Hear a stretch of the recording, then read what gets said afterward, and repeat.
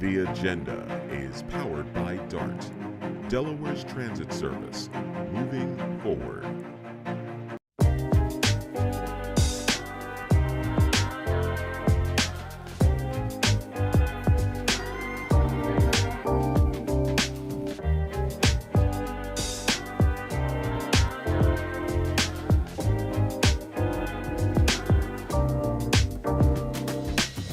How you doing, everyone? Kerwin Gaines here, host of The Agenda. We are bringing a special edition of The Agenda to you this evening. Yesterday, September 10th, the state of Delaware had their Democratic primary held, and there are a lot of results that we want to review with you. It was an exciting time for all of us political folks here in the state of Delaware, all those running for races, all of those supporting candidates in those races. It was a lot. We got to get a pretty good look at what some of our seats are going to look like, right? So because there were only Democrats running, it was Democratic primary, so you know who's going to win. The other part of that is some of the races, like the gubernatorial race, there's still a general election that has to occur, and they have not won yet. But historically, the state of Delaware is a blue state. So some people think, oh, well, it's already done. Well, maybe not. We're going to talk about that and so much more this evening, but I want to go through a little bit of a history lesson with you. Just a little one. In 1965, the country went through the Voting Rights Act. The Voting Rights Act was passed.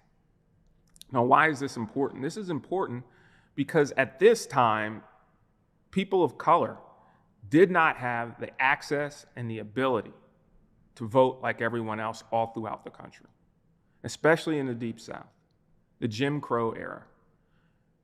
Folks were just not allowed to vote. Now, in order for that to happen, people had to sacrifice. There were lunch counter sit-ins. There were hangings. There was brutality. There were sit-ins. Folks were arrested. Water cannons were pushed on the folks just for the right to vote. The point that I think that a lot of people don't understand is that was not long ago.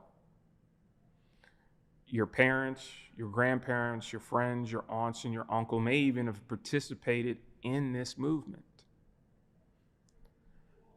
And it seems as though we don't realize, we're taking for granted, maybe we've just forgotten, we haven't been educated on the fact about the importance of the right to vote. Not only that importance, but the importance to exercise one's rights to vote. Kerwin, why are you bringing this up? Why are you teaching us history in the middle of this broadcast? And let me tell you why. Yesterday, in the state of Delaware, there are roughly 600,000 registered voters in the state of Delaware. About 600,000.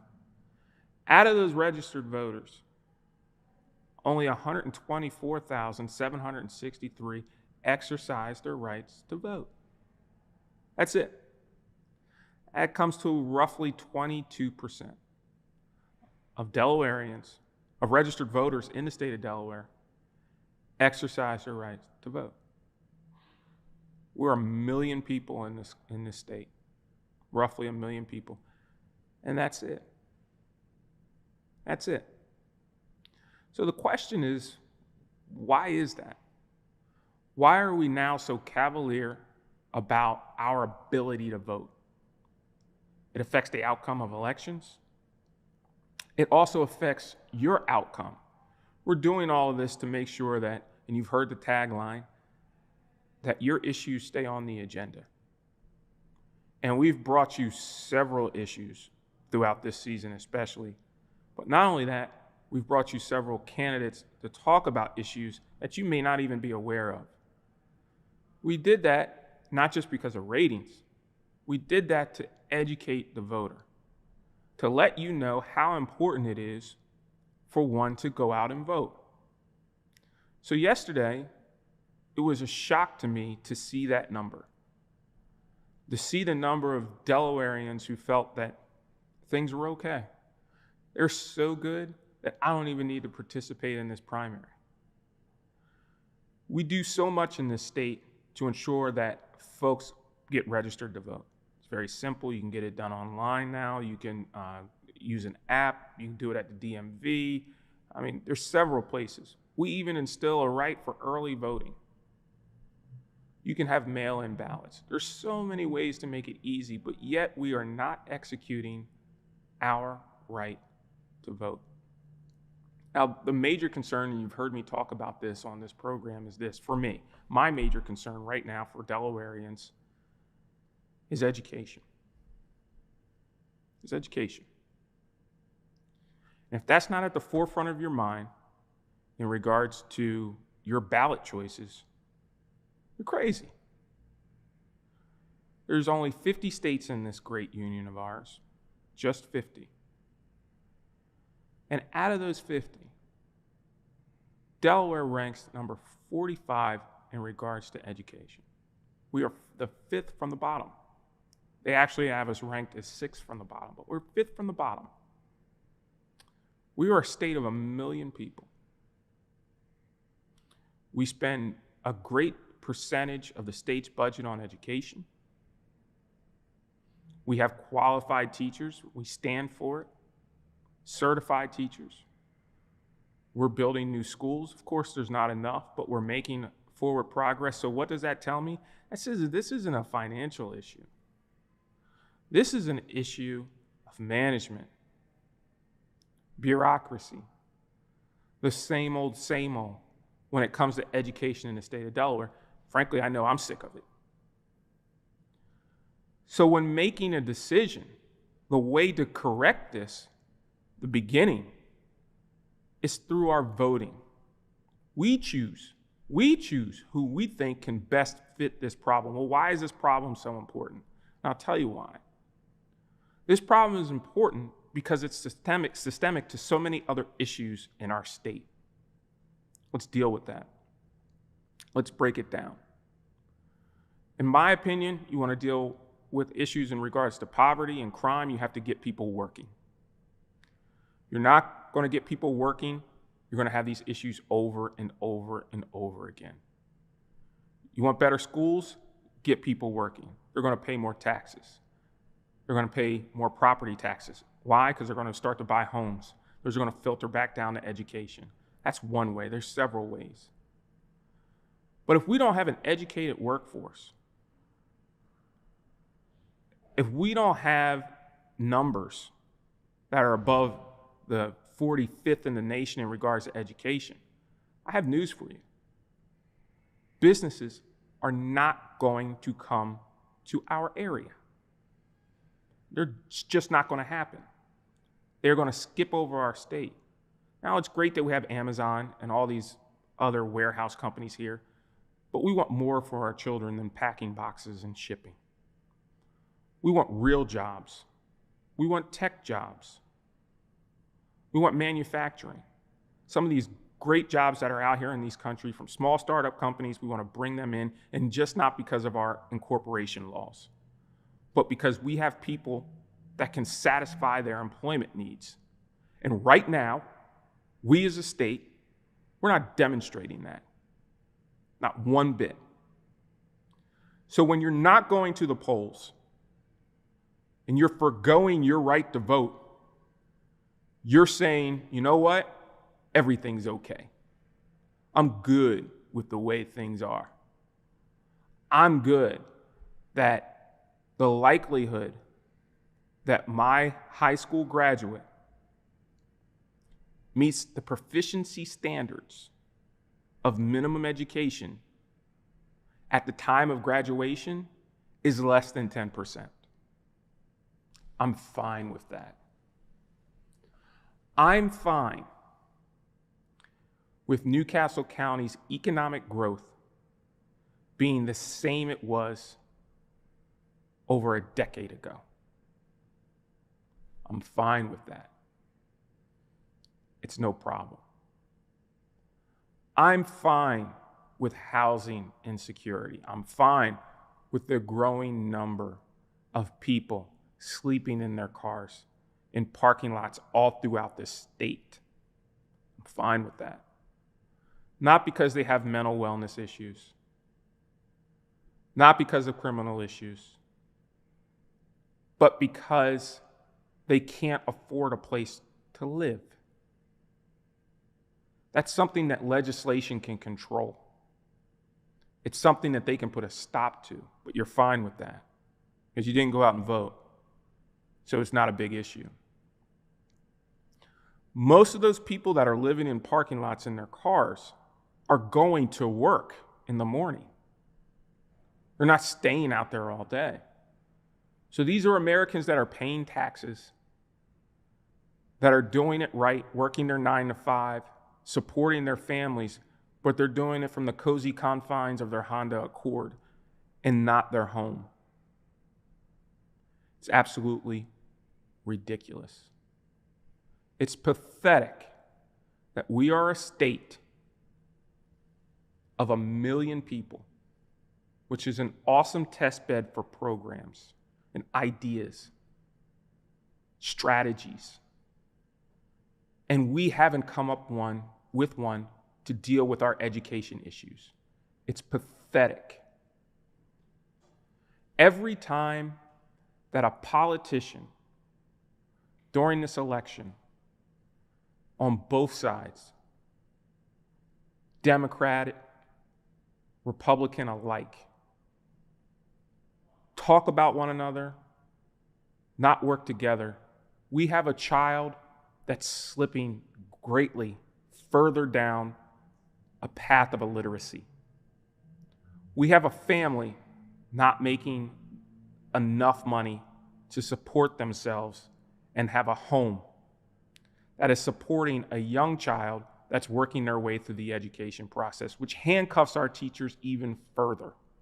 Even further. Let's take a look at this. 20.3% of adults in Delaware have low literacy skills. Low literacy skills. 129,000 adults in Delaware read below a 3rd grade reading level. Are you comfortable with that? I'm not comfortable with that. Let me tell you something, folks. Let me tell you something. If you think that this pot of people that we are not servicing currently is just going to go away, you're crazy. We are going to be dealing as a state with this ripple of lack of education for decades. For decades. Are you tired of the service that you're getting in stores? Are you tired of the service that you're receiving from representatives? Take a look at your educational system. That's why. That's why. Corporate America makes a decision when they come to this state, when they come to any state. Do we have an educated workforce, especially in manufacturing and IT? Why am I going to bring my company here if I can't find the employees necessary to complete the task and generate revenue for my company? Second, I honor my employees. When I move them to a new state, I want to ensure that the educational system for their families meets a standard. Can we honestly say that right now in the state of Delaware that we're doing it? I don't think we can. So at this point, I challenge all of the candidates, every single one of them. We need to find a way right now that when you take office in January, whomever you are, that education is at the forefront of that agenda. Not just talking points, not cutting ribbons outside of schools that are failing, but a plan to fix this. I've moderated several debates throughout the state.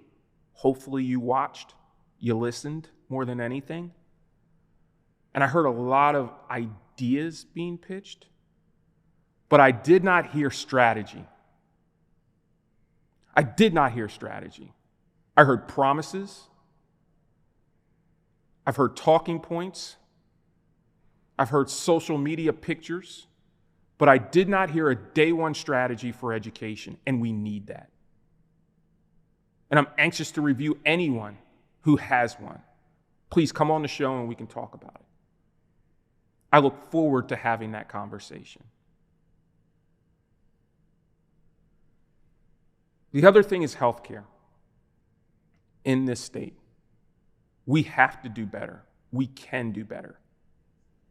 We're not doing well there either. Delaware is one of the worst in the country. We're 25th out of 50 states. There's only 1 million people. And this is where we currently stand. A lot of people don't know that. Some of this information isn't being provided to you. But take a look around. People really look healthy nowadays. You know your standard of good health. Do you see us as Delawareans thriving in that category? I don't think so. And for every number we drop, I can only imagine the millions that it's costing us as taxpayers. The millions that it's costing us. Now, that being said, I'll be the first to tell you about willpower, personal responsibility when it comes to health, family history when it comes to health. Some of this stuff lies a lot on us, Delaware, as Delawareans. It does. It does. But when it comes to programs, when it comes to ensuring that we have the necessary health care and doctors, the availability of the health care and doctors, being able to afford it, it's something that needs to be discussed. And that's what I want to see as a Delawarean. That's what I want to ensure for you. I want to ensure that those numbers are dropping, and the candidates that we're choosing keep that in mind. Because we are watching and we're reporting. But more than that, we have an expectation. We have an expectation of excellence. We produce great politicians in this country. We, as in Delawareans. President Joe Biden has been amazing. Whether you think so or not, legislation has been passed, just not as his tenure as president, but all throughout the Senate. The Delaware delegation is amazing. They know how to get things done in Washington. Regardless of what party you stand by, you have to admit, we know how to get things done in Delaware. But unfortunately, we're missing some major pieces here. And right now, as of today, on September 11th, this monumental day for this country, where so many have lost their lives. And during that time, the swift legislation that was passed in order to fight terrorism was like none other. We worked together as a country. We pushed ourselves to do better and ensure safety and security for everyone in this country. Everyone. We took the fight to the enemy. We need to do some of that stateside as well. We need to ensure that Delawareans are first and foremost at the mind. This isn't about how many likes you get on social media as a politician. This isn't about how this landed when you said something during a press conference. It's about how important Delawareans truly are and what you're willing to do for them. No longer are we going to tolerate it. It's time for tougher questions, and I challenge myself for that. It's time to dig in deeper, Delaware. because no longer can we stand for it. And I'm going to do better to ensure that this information is at the forefront of every candidate that I talk to, just not their talking points. You have my word on that. We need to be stronger, and we'll fix it. And we promise you here at DETV that we're going to bring that information to you. We're going to bring it to you. Let's review some of the races from last night, some of the results, kind of talk through them. Please list your comments below. I'll be sure to talk about them on the next episode and respond to them prior to and get that information to you. Last night, Democratic primary winner, Sarah McBride, running for Congress. She won over 80% of the vote. Say what you want about Sarah McBride, but I do feel as though she understands the issues. She's ready to go on day one, and I'm very proud of the process that she's achieved. I'm very proud of it, and that she's working her way through it.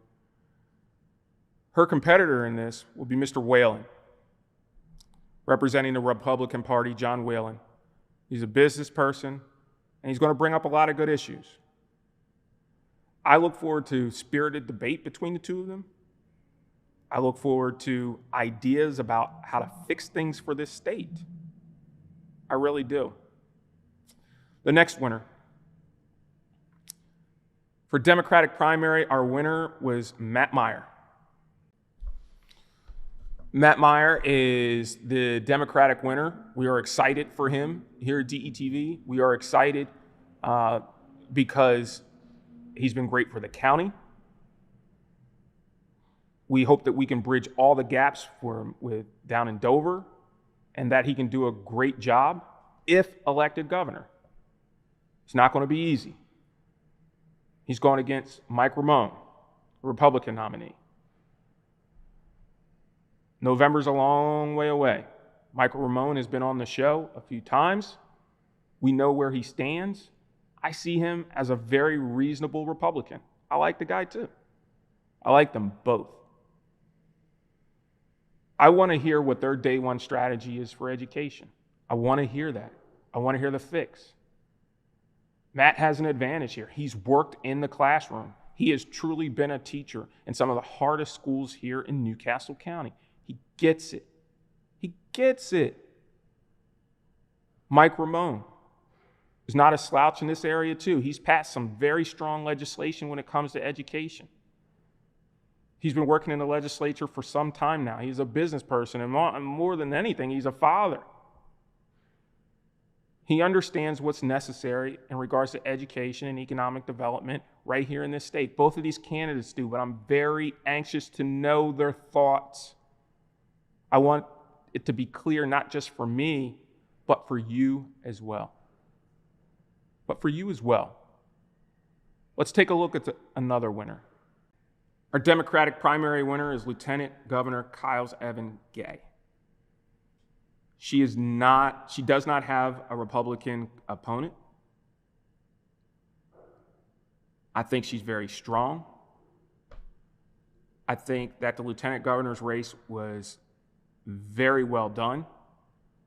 All the candidates stuck strictly to the issues. They all knew one another. They understood what was necessary, and they tried to get that information out to all of us. Congratulations, Ms. Evans-Gay, in regards to this win.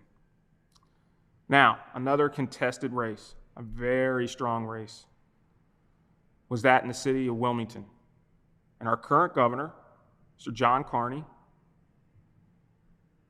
went against Ms. Velma Jones-Potter. And he won.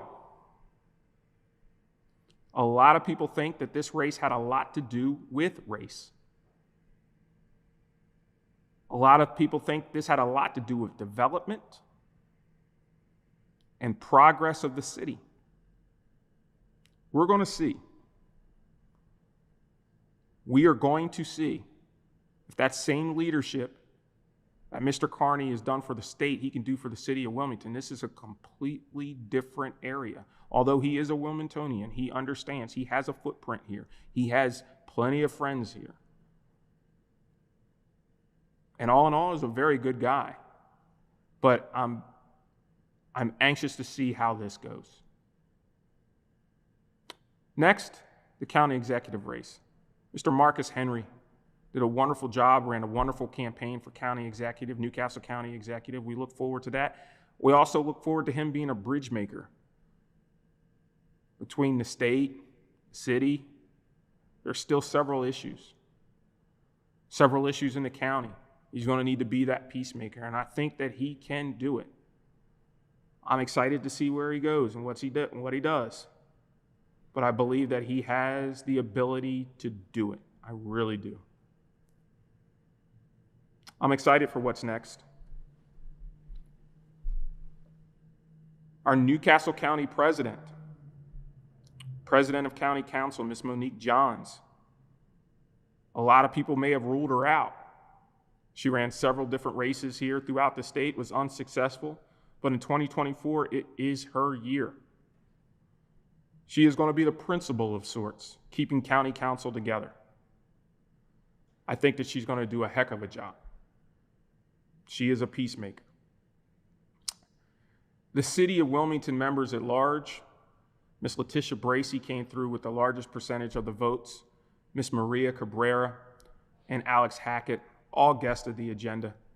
They've come in, they've made statements, they've lived up to the statements, and you voted them in. They've done well. And I look forward to them continuing throughout the city. But we're going to be watching. You have a new mayor, new ideas, new expectations. But you still have the obligation, all of you politicians do, to ensure that the issues that are important to Delawareans, all of them, stay on the agenda. Regardless of your affiliation, regardless of your political action committee promises, whatever the case may be, it's Delaware first. Kerwin's recommendation, Kerwin's world, you have to start with education. You have to. You have to start with employment development, economic development in this state. We need to be back on top. There was a time when this county that we're in currently had 2 automotive plants in it. Had DuPont, a Fortune 500 company. Had one of the biggest banks in the country working in it. You didn't want a job in Newcastle County. It was hard because there was employment galore. Currently, we don't have that. Charlie Copeland said last night, and he's one of my pundits, and sometimes we disagree, but in this case, we agreed. The county just isn't growing.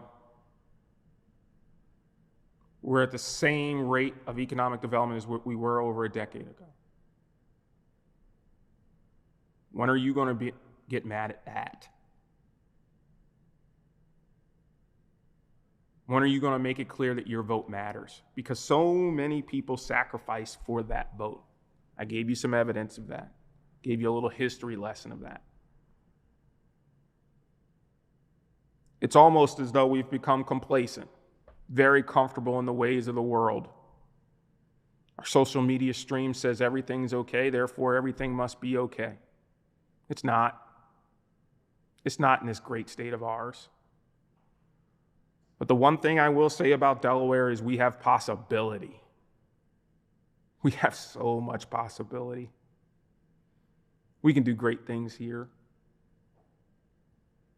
We just need the leadership to step in and get things done. We can fix education. I know that we can fix it because we've had great education in this state before. We can fix that. We can fix economic development without question. Without question. There's a reason why folks are incorporated in this state, and it just isn't our tax laws and our chancery courts and all that other good stuff. It's because we're good at what we do. And Delaware needs to be good again. We can be good again. I know we can. So tonight, I didn't give you a guest. I didn't let them talk about their sound bites. I wanted to give you my opinion. I wanted to let you know where I stood. And I'm going to do my best now to ask those hard questions. Make folks a little uncomfortable in here. You have my word. So for this week, ladies and gentlemen, sit back, relax, think about the folks that have lost their lives on September 11th. Think about the folks that didn't come home that night. And those that gave their lives over a 20-year war because of it. Thank you for your service. To those who served, thank you to those who sacrificed. Until next week, Delaware, we'll see you right here on the agenda.